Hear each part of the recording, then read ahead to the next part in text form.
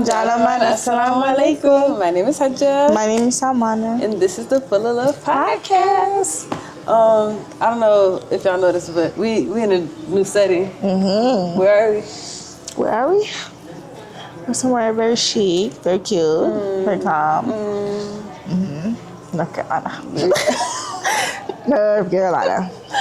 In the last episode, we took a little road trip, and I'm not gonna lie, we went a little over budget, a little crazy, a little 1 2 1 2. But you know, 100 hours. 100 hours, because my car didn't decline on the first. It didn't decline on the second time. It declined on the first time. I'm dead, bruh. It was kind of embarrassing. We had to call ambulance and everything. Cause why y'all think I'm frauding? Why y'all think? Sister, no fraud. Sister, no fraud. And a few Coach bags, and I did. That was nice. I love morning. I'm a shopaholic. I love morning. No, shopaholic is real. But honestly, can you blame us? Because I'm not gonna lie. We're just girls. We're just girls. And I mean, when you're sad, what you do? You spend the money. You spend money, man. When you happy, what you do? You spend some more money. Because if you go, who go spend the money? Who go spend it? If we're not gonna spend the money, how they gonna stay in business? That's what I'm saying. And then it was a black lady that helped us. So we're supporting. Shout out to her. We're supporting black women. Shawty had a commission to make. She was really sweet. She really waited. They waited until the store closed. That was for them. Until after the store closed. And then on top of that, she followed the page. And then on top of that, she gave us a hug on the way out. Yeah, that was so sweet. How do you deal with burnout, especially in an African household? Where we burning out from? Oppression. Struggle. I don't know. Work. Ooh, I'm not gonna lie. How does one deal with that? Because have you ever been through like a religious burnout? Yes. Who? Yes. Like, am I the only one who go through that? No. Like, no. Is that crazy? No, it's not crazy. Honestly, I feel like it's expected because you can't. You have your high and lows. You can't be at 10 all the time. Sometimes praying just feels hard. Sometimes I don't know. Like for it's like anything you try, it's just not getting there. I want to start with Ramadan. I'm not gonna lie because I feel like my burnout happens after Ramadan. After Ramadan. Yes. It's like Shaitan get let loose. He's on the road. Shaitan get let loose and he be on a mad team. On a mad team for real. Mad team. Oh my goodness. Let me tell y'all. Brother man, like as soon as Ramadan ended. And it's so crazy because you're aware of the fact that there's a chance that you might, slip, you might fall into some bad habits. And some of the bad habits be bad habits you didn't even have before you started Ramadan. It'd be stuff that you never thought you would see yourself doing. Right, and you end up doing it. But after 30 days of going hard in the paint, 30 days of Qiyam, 30 days of Nafagos, 30 for 30. Well, we really don't even do 30 for 30. Nah. But I do be going 30 days of dhikr, 30 days of trying to pray on time to the best of my ability 5 times a day, and then extra sunnah prayers if I can. Allahumma barak. Mashallah. But like everybody's giving up something that they're used to. Inshallah, hopefully everyone's giving up something that they're used to, that they're comfortable with, and that can be uncomfortable. Right. And so doing that for 30 days and then falling out into your bad habits, and then you're like, okay, I basically did that for nothing. Right. And now you're falling into this hole of, oh my gosh, I'm a failure. Oh my gosh, I'm gonna go to hell. Oh my gosh, I'm going to hell is for real. Oh my gosh, bruh. It's like that peace you get during Ramadan. You cannot get that outside of Ramadan. No matter how much you try to chase it outside of Ramadan, it's like, dang, like when Ramadan gone, like, bro, this May, I'm like, dang, like, I've been searching for that peace. Yo, go get up, suhoor, fast all day, then iftar with the family, then after iftar with the family, drive to Tadawih prayer with the family. Like, it's just like, that's damn. A whole schedule. That's a whole schedule. And it's so crazy because I used to think that you could have that feeling outside of Ramadan. I used to think that you could imitate the serenity that you feel, the clarity that you feel, the lightness in your heart. You feel me? I feel like I thought you could recreate that, but the reality is you can't. You literally can't.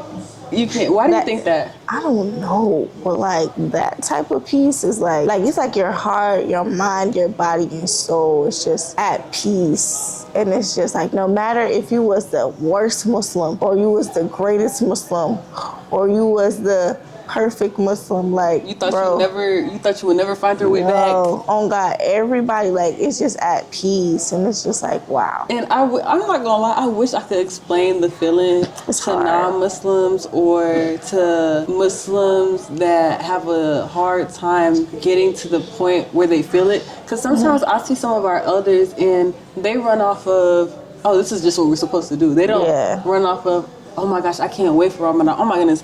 I tell my people I'm ready for Ramadan. They're like, I'm like, yo, I'm sorry, I like to fast. I'm sorry. To translate, she's saying, oh yeah, you're a crazy lady. You're a crazy person. This woman is crazy. She likes to starve. Yeah. I'm sorry. I'm addicted to the peace that I feel. Quite frankly, I don't eat till 6 p.m. and let's get breakfast every morning. Let's really unpack that. This girl, I don't think I saw her take her first meal until 5 p.m. You fasted for free. At this point, I need to start fasting. What, Tuesdays and Thursdays? Mondays and Thursdays? Oh, my bad. Mondays and Thursdays? Oopsies. Shit. End of the day fasted. I still feel like, wait, where I just go? I'm not editing that. This is the 3 a.m. speaking. I'm sorry, guys. Like, oh, God. 3 a.m. speaking. This is the 3 a.m. speaking. Definitely 3 a.m. speaking. Oh, my goodness. But, okay. Run that back. You know, I actually just made a video about, like, when you do feel like the burnout or like you feel like your iman is low and stuff like that. For me, I like to try and remember that I am not my mistakes. I am not the mistakes that I made. Okay, so I missed one salah. That doesn't make me a kafir because I feel the guilt from it, and that is a mistake. And I can always repent for it because I believe Allah subhanahu wa ta'ala is the most forgiving. You know you're not lost when you feel the guilt. Like, when you start losing the guilt, it's hey, once you realize you no longer feel shame for whatever you did, you need to get with the program. You quick, okay? What you say? You need to get up and leave it on the mat or something. Oh yeah, get up and leave it on the mat. Yeah, like first of all, get to the mat. Get to the mat ASAP. Once you start realizing you don't feel no shame, you don't feel no guilt, you don't feel no you don't feel nothing. It's time to go meet your Lord. At least try. Like at least take it like day by day, or like at least like listen to Quran on your free time, or like try to remember the easy surahs and like just at least try. I feel like the first step is trying. Even what would you say? You don't go straight to the mat. I didn't mean to cut you off. No, you good. What would you say to a person that's struggling to like, okay, this is like a Muslim or even a non-Muslim that's looking into Islam, actually let's keep it on the Muslims. A Muslim that is struggling to pray, like they haven't prayed in weeks, months, years, maybe. Like, what advice would you give them before they even get to that first salah if you know what I'm saying? Pre-advice? Yeah, like pre-advice. Pre-advice to get to the first thing. Like, mentally, how should they prepare? Physically, I feel like what should they do? They should, because I feel like what helps me is doing your research, going to see why do we pray 5 times a day? What is the meaning of Allahu Akbar? What is the meaning of Attahiyatu Lillah, Zakiyatu Lillah? Like, go through the steps, read the steps and see why we pray, see why it's beneficial. I'm not gonna lie, even that as should a be Muslim, the start. Like, even as a person that prays, we should still do that. Yeah, like I feel like that's one step you could take to like going back to prayer. And I feel like once you take that step, read the short surahs. What they say, Qul Wallahu Ahad. As soon as you sing that, if you say, Astaghfirullah, I said sing. Recite. As soon as you recite Qul Wallahu Ahad, then you get a house in Jannah. For real? Don't quote me. But it's something like that. If you read Qul Wallahu Ahad, like, I heard. Even if you have to read the same surah every rak'ah, do something. Just don't. I wouldn't tell nobody to give up on their salah. But like, you know, everybody has their ups and downs. So nobody's perfect. Even my grandmother, she reads the same surah faithfully. And that woman's in her 70s, in her 80s. She's old. But for me, I would say just have the intention. I feel like with anything, especially salah, like if you have the intention it's gonna come eventually. Yeah. Like for instance with hijab, like me and my cousin was just talking about this the other day. I before I started wearing it, I had the intention. I told her like a month and a half before I started wearing it. I said I don't know when I'm wearing it, but I'm telling you I'm gonna wear it soon. And that me even saying that alone just affirmed my intention.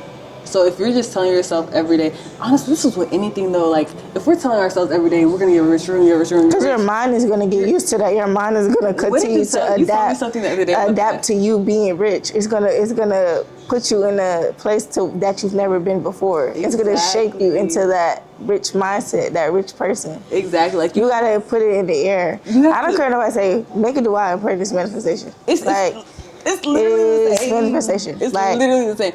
The day of Arafah, they tell us to constantly make du'as throughout the day. Just be delusional, be delusional. That's literally you're literally manifesting. Literally. You're speaking life. Like there has to be some type of correlation.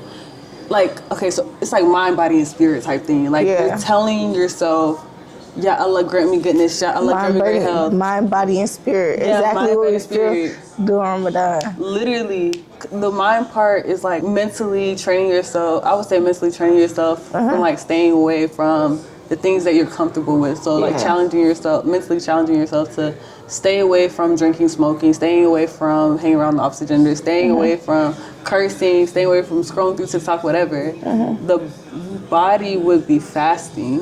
And the spirit will be like reading Quran and stuff like that. Wow. But just being able to tell yourself, Ya Allah, place me in the positions to be better academically. Life is just going to put you into places. Life and God is just going to put you into places that you need to be. So you can be better academically. That's real.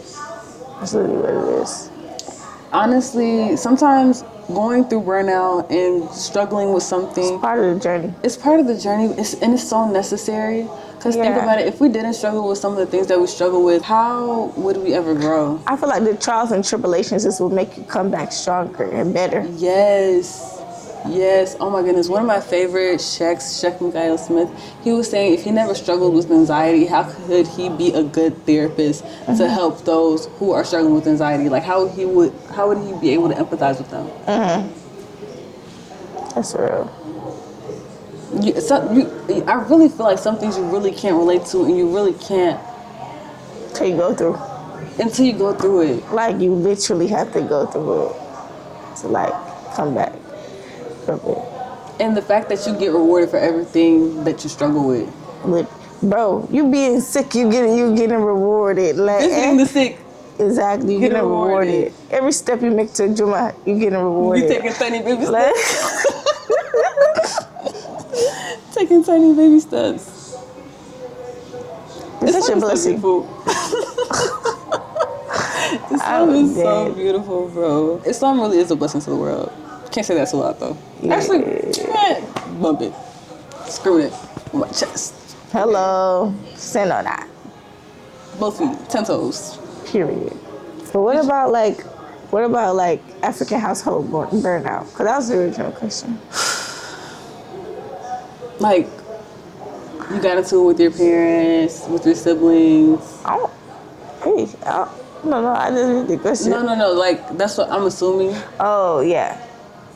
Or maybe not even get into it. Maybe just like, okay, like, I just had a long day from school and work, and I just come back home to a dirty house, and I have to clean. And I have to clean up the house. I have to bathe my siblings, put them to bed, and then I have to like go back, clean up what they made, and then have to study.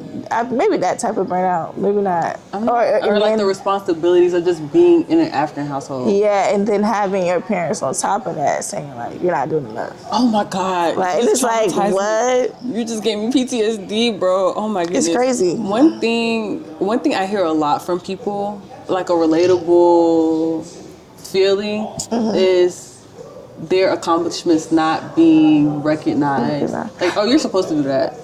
Or you're supposed to do that. You're supposed to be a straight A student. You're supposed to clean the house up.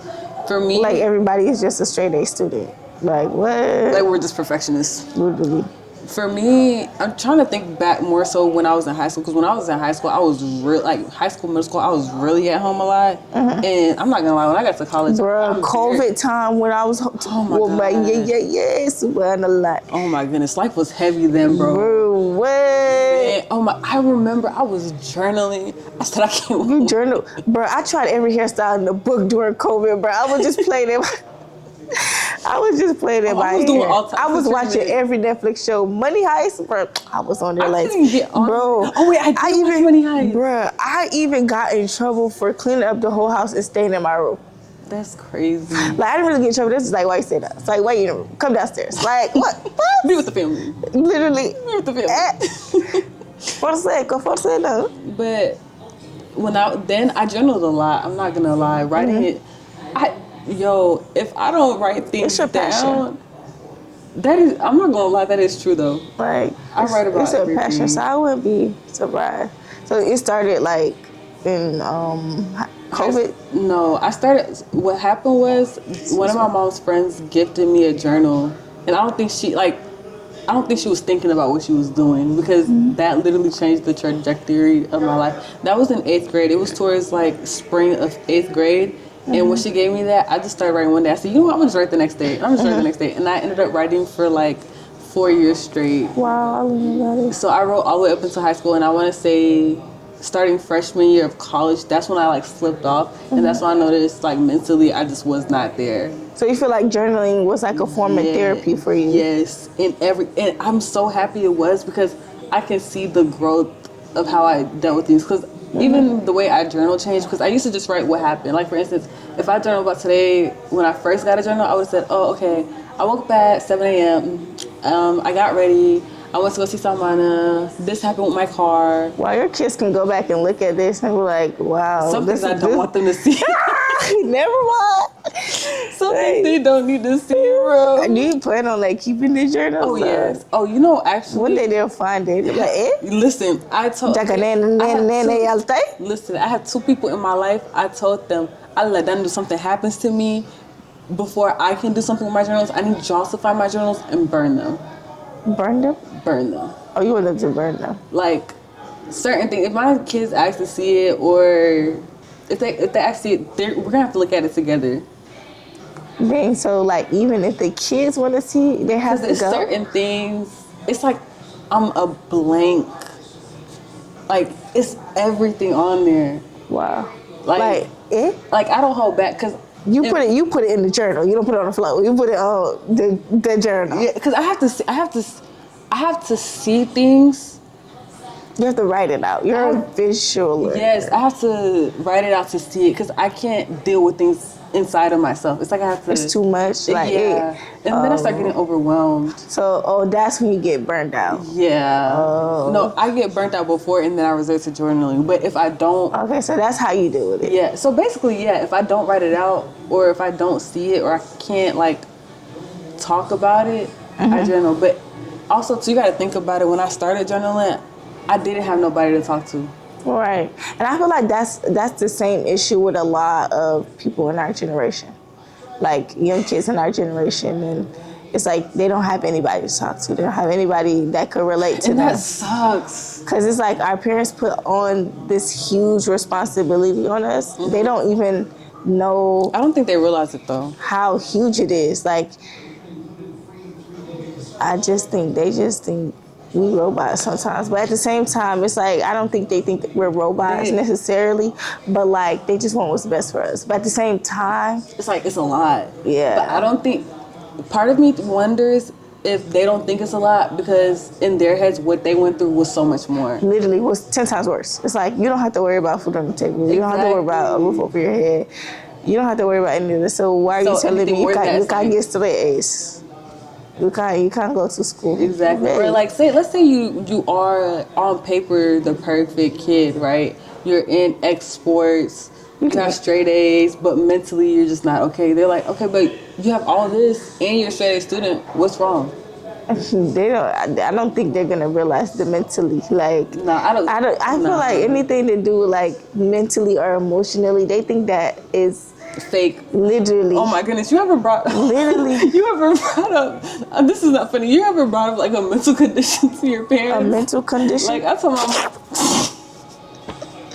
Subhanallah. I'm surprised you wasn't the one who moved.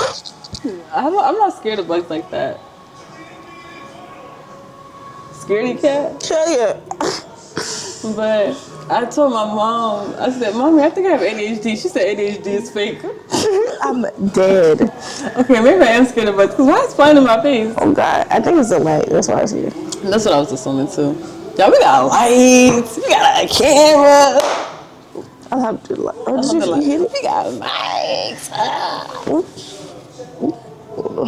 Wait a minute. Let me get my baby straight.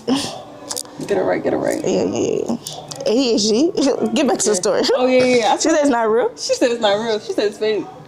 Jaka. She said you can't have ADHD. Jaka me. Okay. But I don't blame her, though. Don't be coming from my mom in the comments. I don't blame her because, like, she only know what she know, bro. She know her daughter. And her daughter just came up with some BS. I might, though, for real, because the way I can go from topic to topic to topic is crazy. And I just get distracted so easily. It's actually insane. But what about you, though? How do you do a burnout? What's your coping whenever you're going through it? Especially, like, at home. I just sat here and thought about it. And do you think you're still figuring it out? Yeah. Like, I haven't figured that. I haven't mastered that. I don't feel like I have. So when you're upset, what's the first thing you do to make yourself not upset anymore? Or to make yourself feel better, what do you do? I don't know. I just sit in it. You it's just bad. sit in it? I wouldn't recommend nobody sit in it. But that, like, I haven't mastered that yet. You still learning? We'll try journaling. But I'm also journal when, like, somebody I look up to is talking to me.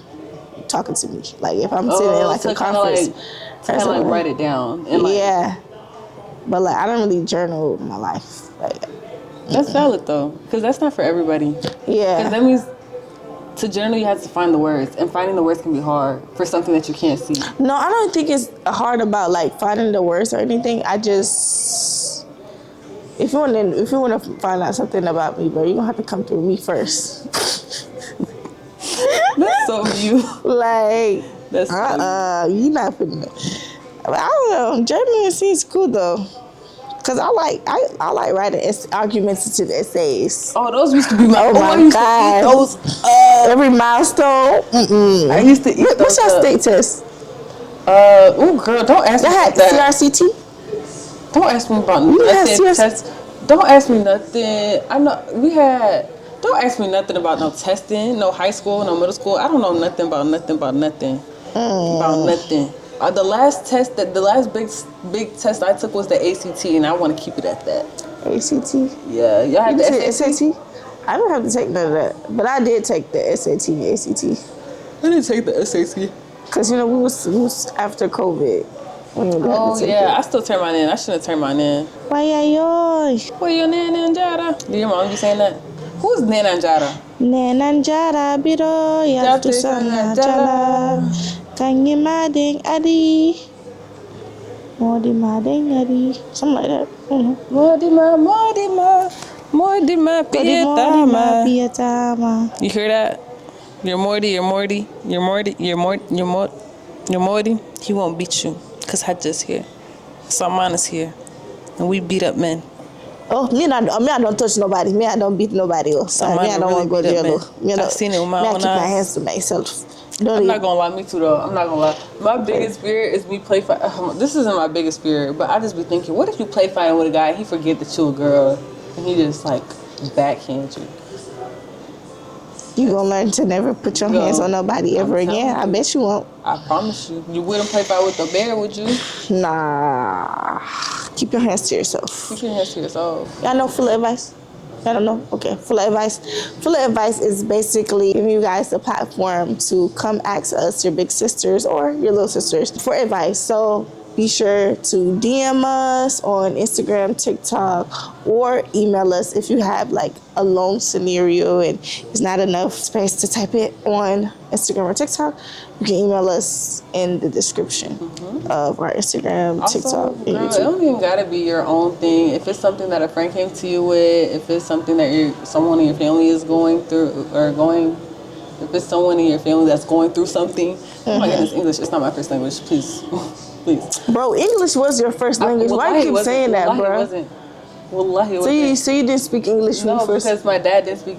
My dad spoke a little bit of English, but at home he only spoke Fula. And then my mom didn't know English when I was born. She wasn't speaking English. So when you went to daycare, what you was speaking? I didn't go to daycare until I was like 4 or 5 years old.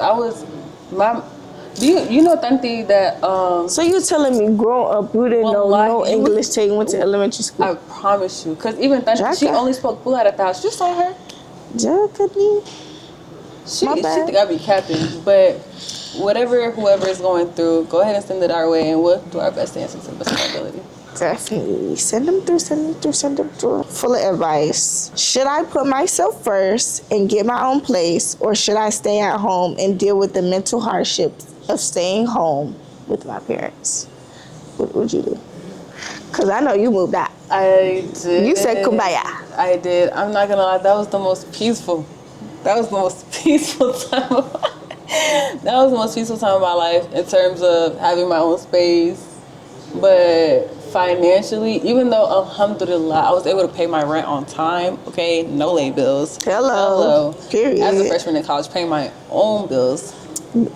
Business owner? Business owner. Hodges Hair House. Ask about it.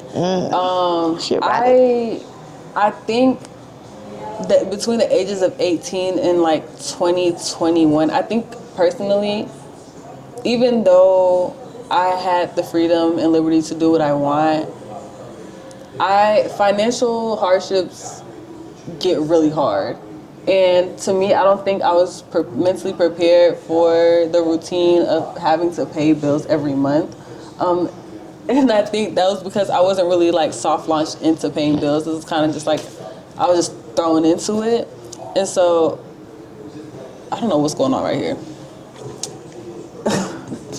I was just thrown into it, and I don't think I was prepared. So even though I was able to pay my bills and stuff, I think I would have stayed home. And I think that's a good lesson, because just because you can do something doesn't mean you should do something. But also, I don't want to tell someone that's going through something like mentally, like your parents' house is just mentally draining for you to stay there too. If you really and truly and genuinely believe deep down in your heart, like y'all just can't find no understanding, y'all can't see eye to eye, to just stay.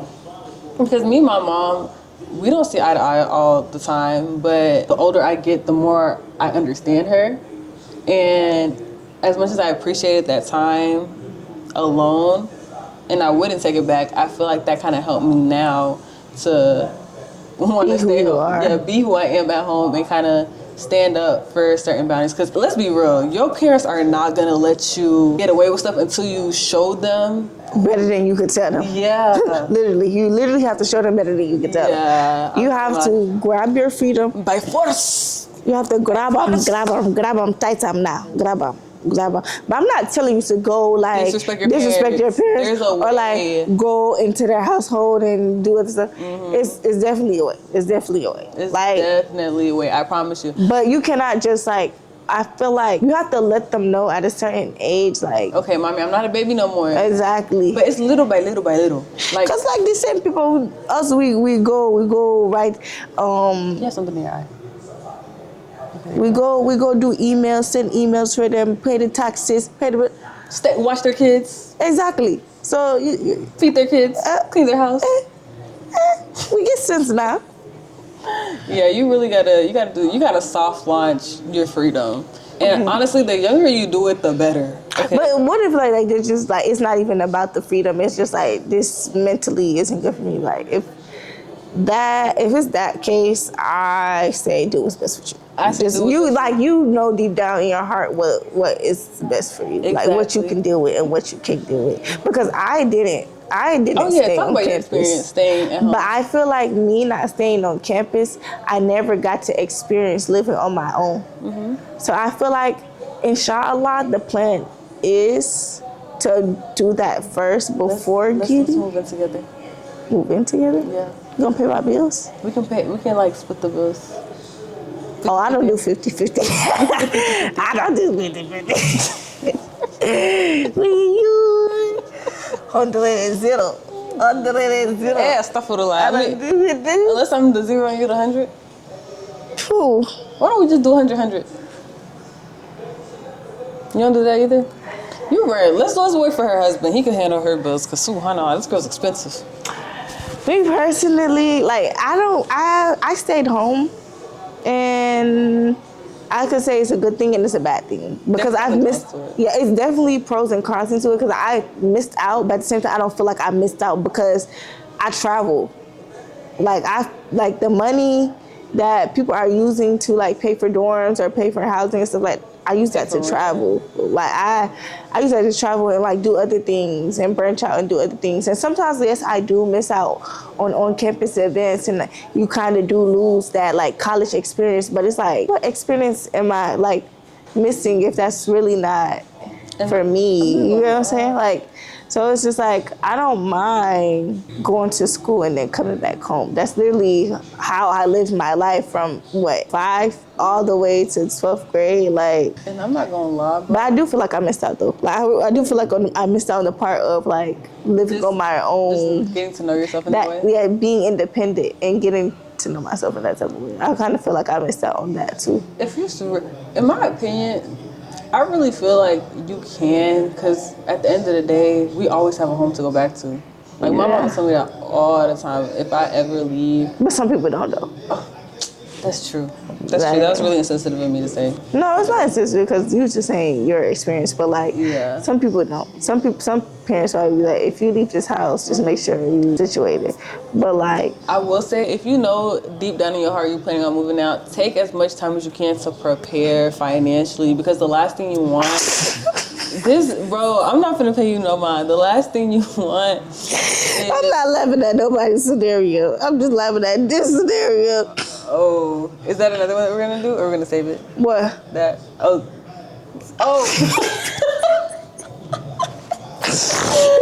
The last thing you want is financial stress on top of. How was it dealing with that? Because I feel like, yes, I had to deal with a little bit wahala, a little bit at first, but like,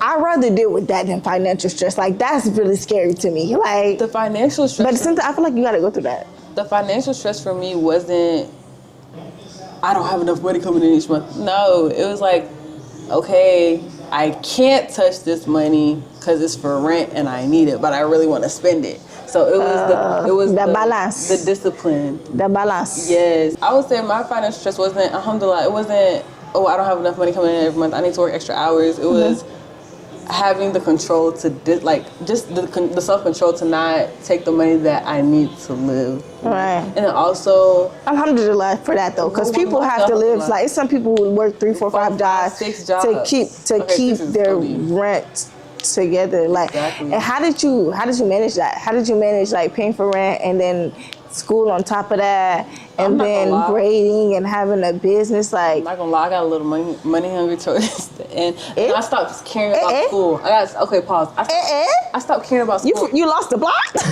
But you lost the plot? In my defense, I didn't like the school that I was at. So I was mentally I was ready to leave anyway. What school was it? What type of school that is? That's a party school? Nah, it's kind of like Georgia State, but more medical.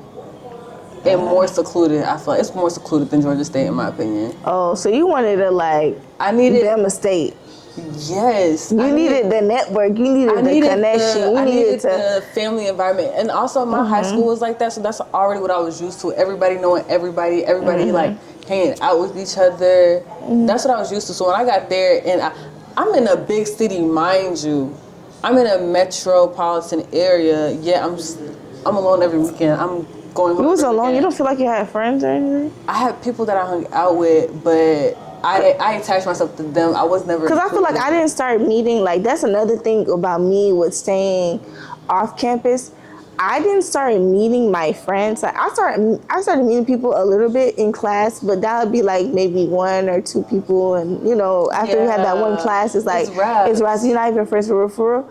But once I started joining clubs, and then like doing modeling and stuff like that, that's when I started to meet people, because everybody else was meeting each other through staying on campus, and me, I started to meet people through joining events and clubs. For me, the friends that I still have today, I would say are people that I went to high school with, that I went to that college with. Like Madison. Oh, Madison's my girl. She called me right now. I'm there. One of my guy friends, Zay. Thank God I went to school with him. Wallahi, thank God I went to school for him, because he was there. Oh my gosh, he was there for me through so much. Through so much. And I feel like that's one of the reasons I'm so happy that Allah subhanahu wa ta'ala put me there, because if I didn't have them when I needed them, I would have been a mess. I would have been a mess. But that's the conversation for the day.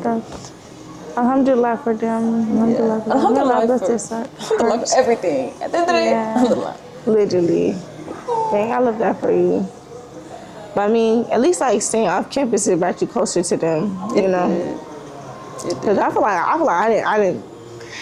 I feel like I missed out, but I didn't. Like, I'm still trying to like, I really have no regrets, because everything happens the way Allah subhanahu wa ta'ala plans it. Like, He's the best of planners, boo. Hello. And, you know, maybe you might catch me on campus next semester. I mean, we shall see. Assalamu alaikum, guys. That was it for today's episode. We hope you guys enjoyed. Let us know. Keep us updated on what you liked, what you didn't like. Don't forget to send your Fula Advice. Fula letter. Full of love. Full of money. Full of happiness. Full of barakah. Full of booty. Showing up. Full of love. Continue. Bye.